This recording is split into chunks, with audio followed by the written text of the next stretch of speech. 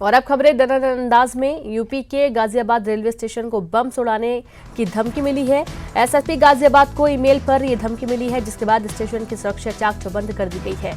दिल्ली से सटे Ghaziabad railway station पर रोजाना हजारों यात्री पहुंचते हैं।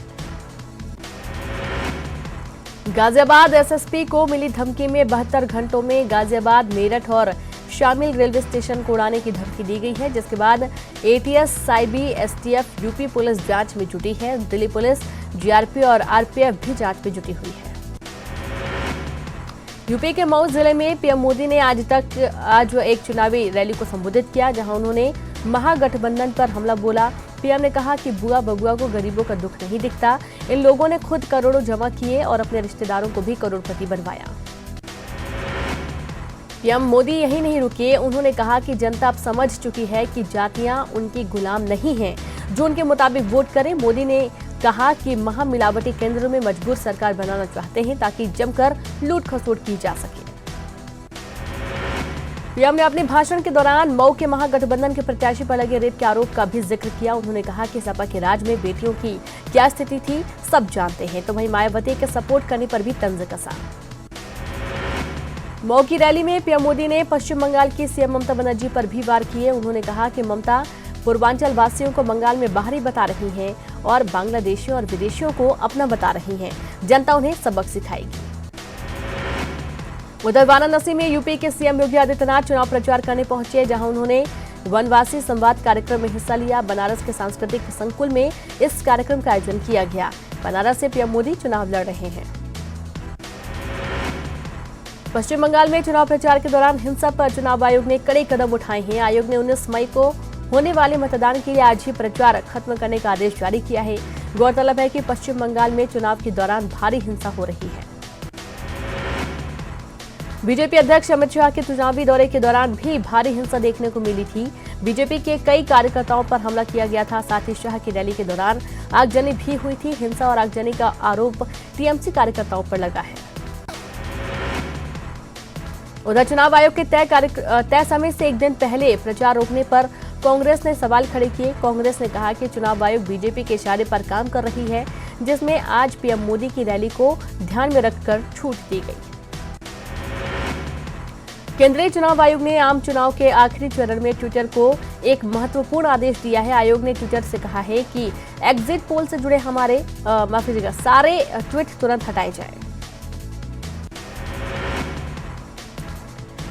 दमोह में एक तेज रफ्तार बेकाबू बस पलट गई और इस हादसे में बस में सवार 12 यात्री घायल हो गए हैं। घायलों को बटियागढ़ सामुदायिक स्वास्थ्य केंद्र भर्ती किया गया। बस इंदौर से गुन्नौर जा रही थी। हादसा बटियागढ़ थाना क्षेत्र के गुगरा के पास हुआ। सागर में सड़क हादसे में 4 लोगों की मौत हो गई, जबकि 2 लोग गंभीर रूप से घायल हो गए। दोनों घायलों को जिला अस्पताल भर्ती किया गया। हादसा उस वक्त हुआ जब एक तेज रफ्तार बेकाबू कार खाई में जा गिरी। रायपुर में डीके फर्जीवाड़ा मामले में आरोपी डॉक्टर पुनीत गुप्ता ने पुलिस से लुकआउट नोटिस जारी जो हुआ है उसे रद्द करने की गुहार लगाई है। पुलिस ने गुप्ता के खिलाफ लुकआउट सर्कुलर जारी किया है। पुनीत के थाने नहीं पहुंचने पर नोटिस जारी किया गया। छत्तीसगढ़ की जेलों में बंद आदिवासियों को न्याय दिलाने के लिए समीक्षा कमेटी का गठन किया जाएगा। बघेल सरकार ने कमेटी बनाने का फैसला किया है। उधर जोगी कांग्रेस ने भी सरकार के इस फैसले की तारीफ की है। इस आदेश में मानसून 5 दिन की देरी से दस्तक देगा। मानसून के 6 जून को केरल में पहुंचने की उम्मीद है, जबकि 15 जून को इसके छत्तीसगढ़ पहुंचने की उम्मीद जताई जा रही है। मौसम विभाग ने औसत बारिश की उम्मीद जताई है। सुपेबेड़ा में दूषित पानी पीने की वजह से हो रही मौतों पर हाईकोर्ट ने संज्ञान लिया है और 3 दिन के भीतर नोडल अधिकारी नियुक्त कर समस्या का समाधान करने का आदेश दिया है। कोर्ट ने राज्य सरकार से जल्दी समस्या दूर करने के निर्देश दिए हैं। रायपुर के सुमित बाजार में आग लग गई, जिसकी वजह से लाखों रुपए के नुकसान की आशंका जताई जा रही है और आग लगने की वजह शॉर्ट सर्किट बताई जा रही है। कड़ी मशक्कत के बाद आग पर काबू पाया गया। छत्तीसगढ़ की राजधानी रायपुर में ट्रैफिक व्यवस्था चरमरा गई है। पुलिस प्रशासन ट्रैफिक का दबाव संभालने में नाकाम साबित हो रहा है, जिसे देखते हुए कई सड़कों को वन वे करने की तैयारी शुरू कर दी गई है। विपक्ष ने विरोध करने की चेतावनी दी है। छत्तीसगढ़ जनता कांग्रेस प्रमुख अजीत जोगी की तबीयत खराब हो गई, जिसके बाद उन्हें अस्पताल में भर्ती किया गया। जोगी को बीपी की शिकायत है। डॉक्टरों ने अजीत जोगी को आराम करने की सलाह दी है। नीमच में एक तहसीलदार की गुंडागर्दी देखने को मिली, जहां आरोपी तहसीलदार ने एक बाबू की सरेआम जमकर पिटाई कर दी। पीड़ित बाबू ने इसकी शिकायत कलेक्टर से की है, जिसके बाद कलेक्टर ने जांच के आदेश दिए हैं। सीबीआई में सैकड़ों कर्मचारियों को पिछले 11 महीनों से वेतन नहीं मिला है, जिसकी वजह से ये कर्मचारी एक एक पैसे के लिए मोहताज हो गए हैं। उधर अधिकारी अपनी लापरवाही पर लीपापोती करने में जुटे हैं। वेतन नहीं मिलने से कर्मचारियों के सामने भूखे मरने की नौबत आ गई है। पन्ना टाइगर रिजर्व में 2 नन्हे मेहमान आए हैं। टाइगर रिजर्व की एक बाघिन 2 शावकों को जन्म दी और 1 महीने पहले भी एक बाघिन ने 3 शावकों को जन्म दिया था, जिसे देखने के लिए वन्य प्राणी प्रेमियों की भीड़ उमड़ रही है। एमपी में आखिरी चरण में होने वाले 8 सीटों पर मतदान से पहले बीजेपी ने अपनी पूरी ताकत झोंक दी है। आज प्रदेश में स्मृति ईरानी, शिवराज सिंह चौहान, नरेंद्र सिंह तोमर और साध्वी प्रज्ञा ठाकुर प्रचार पर निकली हैं। 19 मई को आखिरी चरण में वोट डाले जाएंगे। मध्य प्रदेश के मुख्यमंत्री कमलनाथ का तूफानी चुनाव प्रचार जारी है और इसी कड़ी में आज सीएम 4 जिलों में चुनाव प्रचार के दौरान दौरे पर निकले।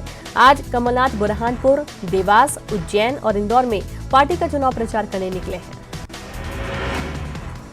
एमपी में जारी आखिरी चरण के चुनाव प्रचार में भी आरोप प्रत्यारोप का दौर जारी है और इसी कड़ी में पूर्व सीएम शिवराज सिंह चौहान ने कांग्रेस पर जमकर निशाना साधा। उन्होंने कहा कि कांग्रेस के डीएनए में भ्रष्टाचार भरा हुआ है, अफसरों की गर्दन मरोड़कर वसूली की जा रही है। भोपाल में मतदान के बाद से ही स्ट्रांग रूम के पहरे में कांग्रेस बीजेपी के कार्यकर्ता जुट गए हैं और इसी दौरान एजेंट कक्ष की सीसीटीवी स्क्रीन बंद होने पर कांग्रेस बीजेपी दोनों पार्टियों के कार्यकर्ता गुस्सा गए। ईवीएम की पहरेदारी जारी है। उज्जैन में कांग्रेस विधायक महेश परमार की गाड़ी पर हमले का मामला सामने आया है। विधायक परमार पर बाइक सवार अज्ञात बदमाशों ने जमकर लाठी डंडे बरसाए। विधायक पर हमले की वजह का खुलासा नहीं हुआ है। उज्जैन में एक दर्दनाक हादसा सामने आया है, जिसमें करीब 1.5-2 साल का एक मासूम खेलते खेलते खुले मेन होल में गिर गया, जिससे उसकी मौत हो गई। दूसरे हादसे की तस्वीर वहां लगे सीसीटीवी कैमरे में कैद हो गई। उज्जैन में मासूम की मौत मामले में नगर निगम की लापरवाही सामने आई है। निगम ने नाले के मेन होल का चैम्बर नहीं खुला छोड़ा होता तो मासूम की मौत नहीं होती। सीसीटीवी में साफ दिख रहा है कि कैसे मासूम मेन होल में गिर गया। छत्तीसगढ़ हाईकोर्ट ने अवमानना मामले में गृह सचिव और डीजीपी को नोटिस जारी का जवाब तलब किया है। महिला एएसआई की शिकायत पर हाईकोर्ट के निर्देश के बावजूद भी मामले का निराकरण नहीं किया गया था, जिस पर कोर्ट ने नोटिस जारी का जवाब मांगा है। छत्तीसगढ़ में पीटी और पीपीएचटी की आज परीक्षा हो रही है। परीक्षा में करीब 36,000 से ज्यादा छात्र शामिल हो रहे हैं। पीईटी और पीपीएचटी की परीक्षा 2 पालियों में हो रही है।